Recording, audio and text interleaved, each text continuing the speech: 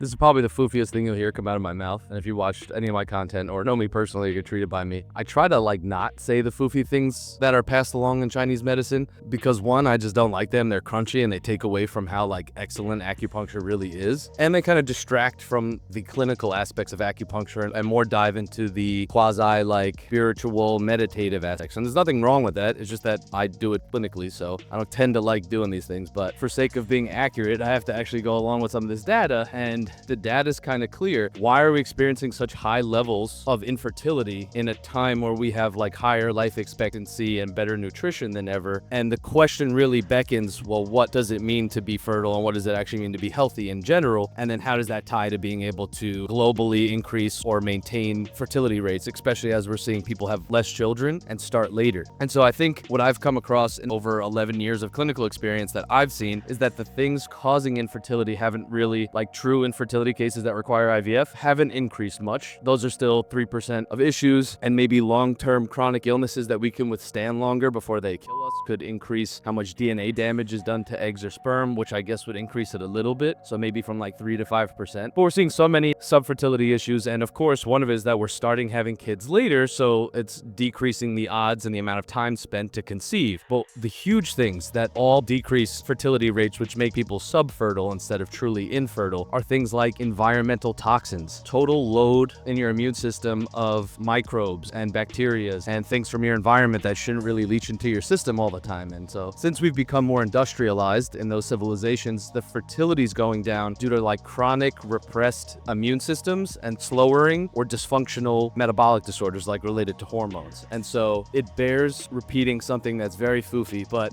the closer you live to the cycles of nature and the more you're aligned with the changes of the sun and the moon and the seasons, just naturally increase your fertility rates. And that's because you're not living antithetical to the things that signal and tell your body to do certain things hormonally or in the right cycles of time, therefore throwing off your fertility. So it's a little crunchy, but I would say that living with the seasons is a natural, simple thing you could do to increase your fertility rates.